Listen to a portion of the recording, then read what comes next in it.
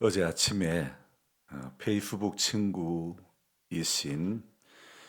서울 영락교회 안수 집사님이 카톡으로 영상을 하나 보내온 거예요. 제가 원래 카톡으로 보내온 동영상은 잘 보지를 않습니다. 그 이유는 인터넷에 떠돌아다니는 정체불명의 영상들, 의례적인 영상들이 거의 대부분이기 때문에 제가 잘 보질 않습니다. 근데 어제는 그 집사님이 제게 카톡을 처음 보냈기 때문에 뭔가 싶어서 열어봤더니 첫 화면에 꼭두 새벽의 등불이라는 제목과 함께 그 아래는 사하성열 곡 순호 AI라고 적혀 있었죠. 이 말은 작사 하성열 작곡 순호 AI라는 그런 뜻이죠. 전주와 함께 우리 교회 십자가 탑이 보이며 노래가 시작되었죠. 그래서 제가 이게 뭐지? 그리고 제 얼굴이 나옵니다. 그리고 가사가 노래와 함께 나오는데 고요한 새벽 별빛 아래 누군가 깨어 기도하네 주님의 음성을 기다리며 세상 위에 무릎 꿇으신 그 뒤에가 좀 부끄럽습니다. 노태진 목사님 축하합니다. 그 사랑 기억합니다. 멀리서도 마음 모아 축복의 노래 드립니다. 주님의 평안 안에 생일 축하드립니다. 정말 저는 그 영상을 보면서 세 가지 생각이 들었어요. 하나는 얼굴도 한번 보지 않았던 집사님께서 이렇게 작사를 해가지고 영상을 만들어 주셨다는 것이 생일날 아침에 정말 뜻밖의 선물이었고, 두 번째는 가사의 내용이 제게는 심히 부끄러웠기 때문입니다. 주님을 찬양하는 자리에 제가 앉았다는 그런 느낌도 들었고, 가사의 내용대로 제가 실제 그리 살지 못해서 부끄러웠는데, 하지만 또 이것을 이 유튜브 영상으로 올린 이유는요, 이렇게 살지는 못하지만 이렇게 살아야 되겠다는, 그렇게 집사님이 썼던 그 가사의 내용처럼 그것이 마치 저의 기도의 제목이 되어서 그렇게 살아야 되겠다는 생각을 했기 때문에 영상으로 올렸던 것이죠. 그리고 세 번째는 인공지능 AI가 우리의 삶에 엄청 빨리 다가오고 있다는 것을 깨닫게 됩니다. 인공지능이 작곡을 하고 노래까지 불러주니 정말 이것은 경이로운 세상이 아닐 수가 없지요. 제가 그래서 오늘 새벽에 이런 생각이 들었습니다. 이 성경은 모든 것이 다 나온다고 했는데, 그렇다면 성경에서 이 인공지능에 대해서도 미리 언급하고 있지는 않았을까? 그런 궁금증이 드는 거예요. 근데 가만히 생각해 보니 놀랍게도 창세기 서두에서부터 이와 관련된 말씀이 있다는 것을 깨닫게 됩니다. 여러분, 우리가 한번 생각해 볼 때에 에덴 동산에서 하나님께서 고작 과일 열매 하나 따먹은 것 때문에 이어지는 형벌이, 이건 너무 과하다고 생각되지 않습니까? 주일학교를 다녀보셨던 분들이라면 그 주일학교 교재에서도 아담과 하와가 사과 열매를 먹는 장면을 그려 놓았기 때문에 우리가 성경을 보는 독자들이요, 그 시선이 과일 열매를 먹었다는 것에 빼앗기고 말았다는 거죠. 하지만 본래 하나님께서 그 나무의 열매를 먹지 말라 할 때는 그 나무의 열매, 우리 성경에는 대단히 자세히 나와 있지 않지만, 그러나 원래 영어 성경 원문 성경에는요, 선과 악의 지식의 나무에서 나오는 것을 먹지 말라 이렇게 기록을 하고 있는 것입니다. 그래서 창세기에서 말씀하시는 그 지식이라는 것이 어떤 형태인지 신비에 감춰져 있어서 우리는 잘 모르겠지만, 그러나 그 뱀과 하와에 대하여서 우리는 왜 인간이 금지된 지식의 나무에 그 지식에 손을 대고 말았는지 이유를 말해주고 있음을 알 수 있는 것입니다. 이런 대화가 있죠. 너희가 그것을 먹는 날에는 너희 눈이 밝아져 하나님과 같이 되어 선악을 알 줄 하나님이 아심이니라. 인간은 그 지식을 통해 하나님과 같은 존재가 될 수 있다고 생각했던 것이죠. 또 실제 아담과 하와는 이 지식으로 말미암아 눈이 밝아지는 경험을 하게 됐던 거죠. 그 전에 인식하지 못했던 새로운 인식의 차원이 열리게 됐던 것이죠. 그제서야 자신이 벗었다는 그 상태를 알게 되었고, 벗은 상태는 악함, 부끄러운 상태임을 알게 되고, 나뭇잎으로 그래서 옷을 갈아 만들어 입었다는 것, 그것은 선한 상태라는 거죠. 놀랍게도 인간은 지식을 통해 하나님과 같이 되려고 했던 그 시도를 했던 것이고, 하나님께서는 그러기 때문에 그 나무에서 나오는 것을 금하셨던 것이죠. 여러분, 우리가 창세기 11장에 나오는 바벨탑 사건도 기술 지식으로 하나님과 같이 되려고 했던 인간의 모습, 하나님을 향한 일종의 쿠데타였다고 볼 수도 있죠. 벽돌을 만들어 견고히 굽자. 이에 벽돌로 돌을 대신하고 역청으로 진흙을 대신하고, 인간은요 벽돌과 역청을 이용한 건축 기술을 가지게 되었죠. 하지만 이 건축 기술을 소유한 인간이 한 말이 무엇입니까? 창세기 11장에서 우리가 탑을 건설하여 그 탑 꼭대기를 하늘에 닿게 하자. 이렇게 인간의 마음에는 하나님 자리를 넘보게 되는 그런 욕심들이 생겨났죠. 그렇게 원죄를 지닌 인간의 DNA 속에는요, 역사 속에서 끊임없이 어떤 시도를 하냐면 하나님과 같이 되기를 시도하는 것입니다. 지금 급속도로 발전하는 인공지능도 일종의 인간이 하나님의 지식에 도전하는 행위가 아닐 수 없는 거죠. 자, 우리가 오늘 읽었던 이 이사야, 어제 봤던 본문이죠. 이사야 34장 16절로 다시 한번 돌아가 봅시다. 너희는 여호와의 책에서 찾아서 읽어보라. 이것들 가운데서 빠진 것이 하나도 없고 제 짝이 없는 것이 없으리니. 제가 어제 이 말씀을 전하면서도 여러분들이 오해할 수도 있고, 그래서 다시 한번 제가 이 말씀을 더 확실히 말씀을 드리고자 하는데요. 여호와의 책을 자세히 읽어보라. 이것들이 하나도 빠진 것이 없고 하나도 제 짝이 없는 것이 없으리니.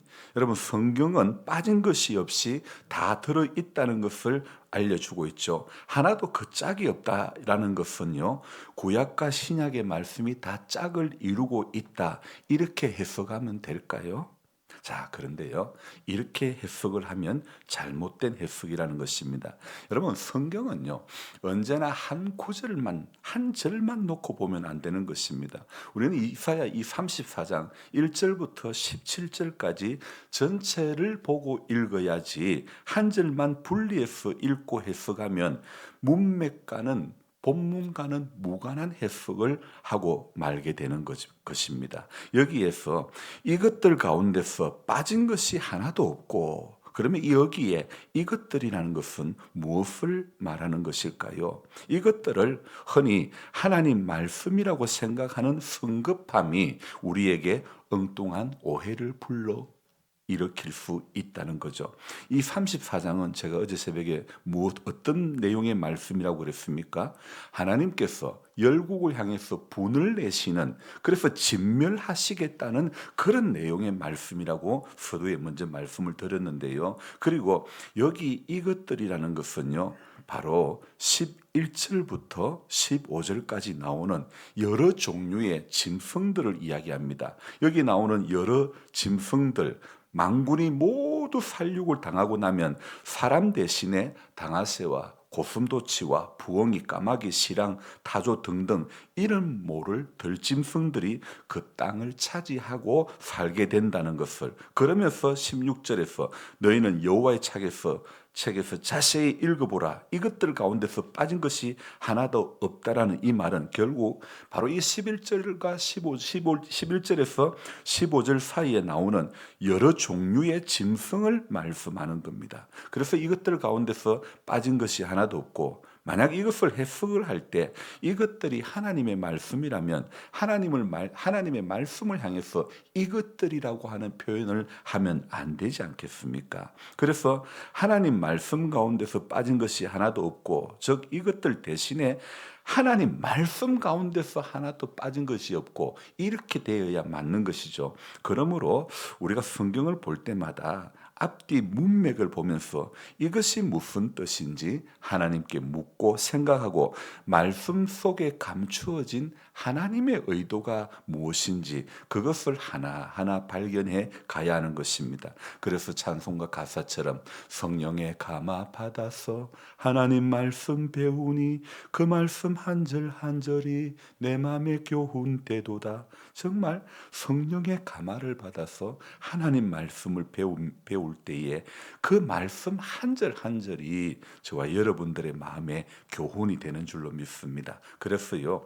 인간이 궁금한 것을 다 해결해주는, 묻는 대로 즉각 다 답을 해주는 AI가 필요한 것이 아니라, 그 궁금한 문제를 가지고 인간의 지식, 인간이 만든 또 다른 지식 AI 앞에 나갈 것이 아니라, 아무리 인간의 기술이 발전해도 하나님 앞에 나아가야 하는 것이, 하나님 앞에 선 인간이 되는 것이 마땅한 도리라는 것입니다. 그래서 사람이 아무리 대단하고, 사람이 아무리 지식이 많고, 아무리 능력이 많아도 사람은 사람일 뿐, 기술은 기술일 뿐, 지식은 지식일 뿐이라는 사실입니다. 여러분, 사진관에서요, 사진을 찍으면 요즘은 거의 다가 보정 작업을 합니다. 그런데 이 작업이 과해지면, 그래서 만들어진 사진은 본인 사진이라 하지만은 본인의 사진을 베이스로 해서 만들어진 사진일 뿐,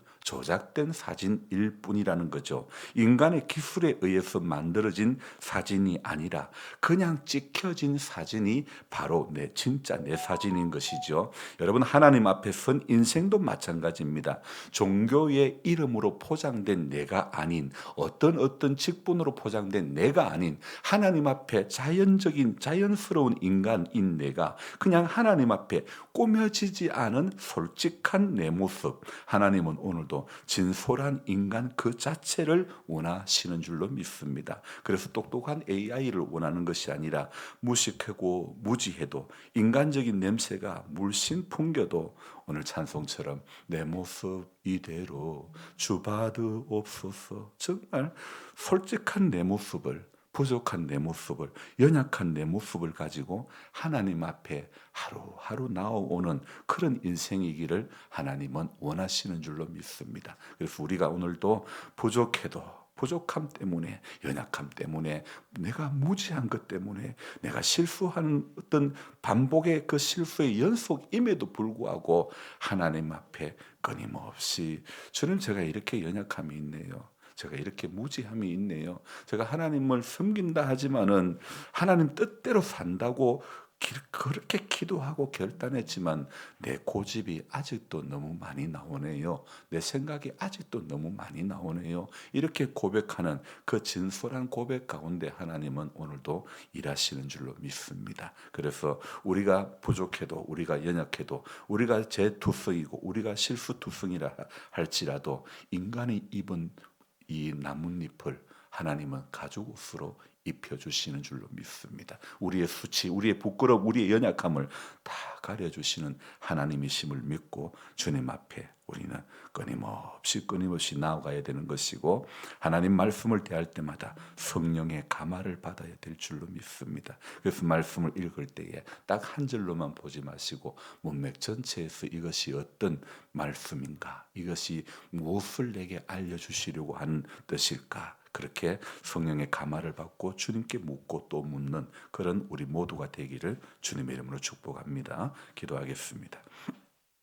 좋으신 하나님 아버지, 인간이 하나님의 자리에 앉을 수도 없고 앉았어도 안 되고, 우리 모두를 통해서 하나님께서 하신 말씀처럼 이 백성은 나를 위하여 지었나니 곧 나의 찬송을 부르게 하려 함이라고 말씀했던 것을 우리가 기억합니다. 결코 하나님 두로 왕처럼 하나님 우리가 교만하여 하나님 자리에 깨차지 않기를 원합니다. 하나님 어제 만들어진 영상을 통해서 또 좀 제 모습을 돌아보게 하시고, 하나님 그리 살지 못했던 인간적인 냄새가 물씬 풍겨나는 제 모습을 바라보면서 우리가 다시 한번 어떤 하나님 앞에서 어떤 인생의 여정을 걸어가야 할지를 생각하게 하시니 감사합니다. 비록 그리 살지 못해도, 그렇게 살아왔지 못했다 할지라도 찬송의 가사처럼 성령의 감화 받아서 하나님 말씀 배우게 해주시고,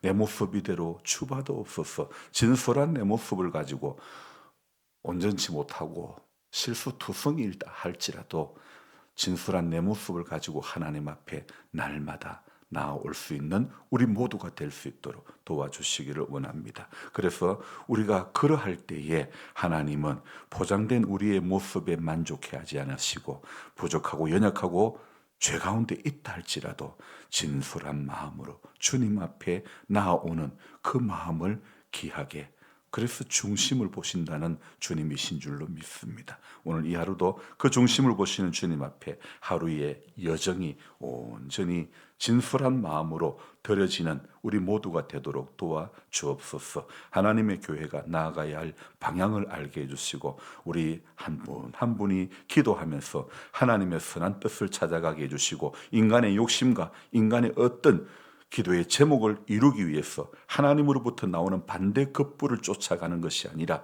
주님 말씀 그대로 쫓아갔고 말씀 그대로 순종했더니 하나님 내가 생각하지도 못하고 못했던 크고 비밀한 것들을 깨닫게 해주시고, 그리 이루어 주시고 그리 보여주시고 모세에게 목전의 은총을 허락해 주셨던 것처럼 우리 또한 그런 은혜를 늘 경험하며 예수 믿는 재미가 갈수록 늘어나는 그런 우리의 신앙의 여정이 되도록 주님 도와주시옵소서.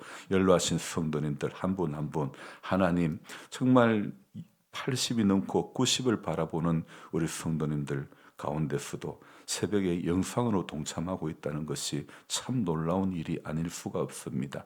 우리 권순혁 집사님 요추에 골절된 부분들 주님 그 연약함을 만져주시고 새 힘을 더해주시고, 하나님 기부도 할 수 없고 가만히 집에서 움직이지 않고 그렇게 지낼 수밖에 없는 상황이라고 합니다.